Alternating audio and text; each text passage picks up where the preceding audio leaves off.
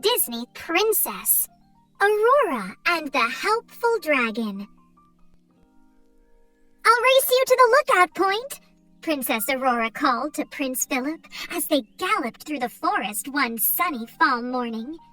She sped away on her horse, Moonlight, with Prince Philip close behind.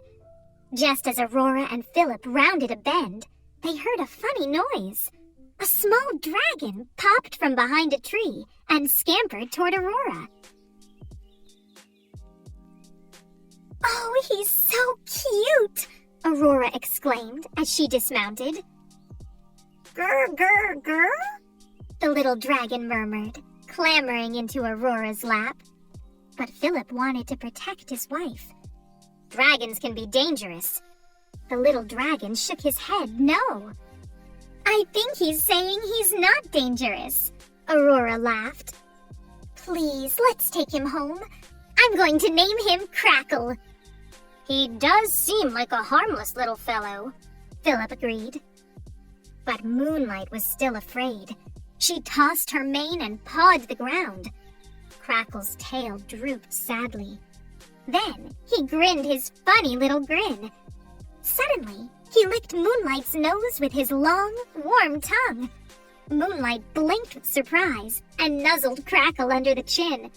The little dragon giggled. "Moonlight likes Crackle," Aurora laughed. When Philip and Aurora rode into the courtyard, the three fairies were hanging banners for King Stephen and the Queen, who were coming for a ball that night. "Come, my dear, let's practice dancing," Philip said to his princess. Flora gasped when she saw Crackle. "Dragons can be dangerous." "Remember the last one," Fauna added. "Ooh, I think he's sweet," Merryweather spoke up. "Burger," Crackle babbled. "He thinks you're sweet too," Aurora told Merryweather as Prince Philip swept his princess across the courtyard. Just then, Crackle noticed a kitten in Fauna's work basket. Crackle listened to the cute kitten purring. Crackle scrunched up his mouth and closed his eyes. "Purr-grr! Purr-grr!" Crackle tried to purr. Clouds of smoke puffed from his nose and mouth. "Achoo! Achoo! Achoo!" The fairies sneezed so hard that they fluttered backward. "Please, achoo! Stop trying to purr!" Fauna exclaimed. Crackle looked sad for a moment. Then he saw the kitten playing with a ball of yarn from the work basket, and his eyes lit up. He snatched a ball of yarn with his mouth. Whoosh! It caught fire! Merryweather put the fire out with her wand. "Oh, Crackle," Aurora said gently. "You're not a kitten. You're a dragon." Crackle's lower lip trembled. Just then, Crackle saw Philip leading the horses into the stables. A dog followed Philip, barking and wagging its tail. Crackle wagged his tail and ran to the stables too. "Woof-grr! Woof-grr!" he tried to bark. Flames shot from his mouth and caught some straw on fire. Philip poured water on the burning straw. "You're not a dog," he said kindly, shooing Crackle away. When Aurora saw Crackle creep from the stable, she carried him into the castle and cuddled him on a window seat. A bird was singing outside. Crackle's ears perked up and his eyes shone hopefully. "La la grrr!" he bellowed. King Hubert heard the racket and rushed into the room. "Oh, my! How did a dragon get in here?" he blustered. Frightened by the king, Crackle jumped from the window seat and ran into the garden. Aurora ran after him. At last, she found the little dragon sitting beside a waterfall that splashed down from one pool to another. Crackle was studying a fish swimming in the lowest pool. Before Aurora could stop him, Crackle splashed into the water. The startled fish leaped into a higher pool.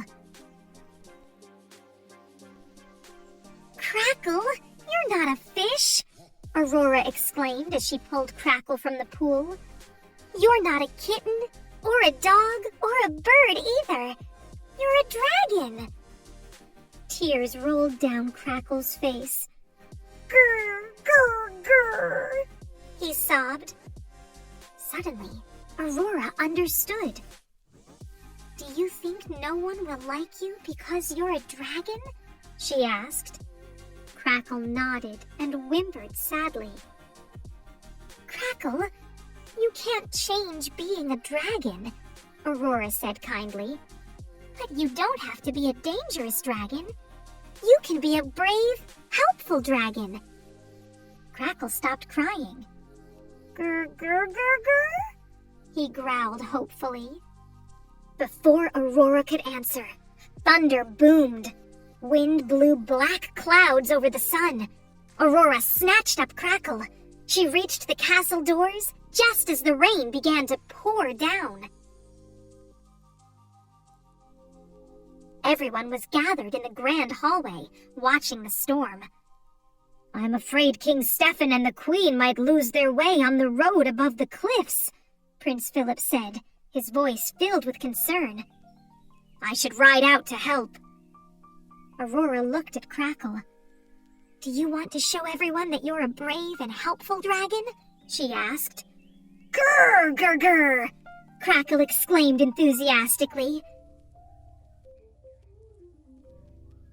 Fly to the top of the highest castle tower, Aurora explained. Then blow the largest, brightest flames you can. Aurora watched him as the little fellow soared upward. Come on, everyone, the princess called. She ran to get a better view of the watchtower, with Philip and the others following closely behind. Everyone tried to see Crackle at the top of the tower, but the storm was too dark and strong. Suddenly, they saw huge flames. They were coming from little Crackle. Gold and red light flashed in the sky above the watchtower. Again and again, Crackle blew his flames until at last Philip shouted, I see King Stephen and the Queen! They're almost here! Everyone hurried to greet the visiting royals. The tower light saved us, King Stephen exclaimed. I need one like it. At that moment, Crackle flew happily to join in the fun.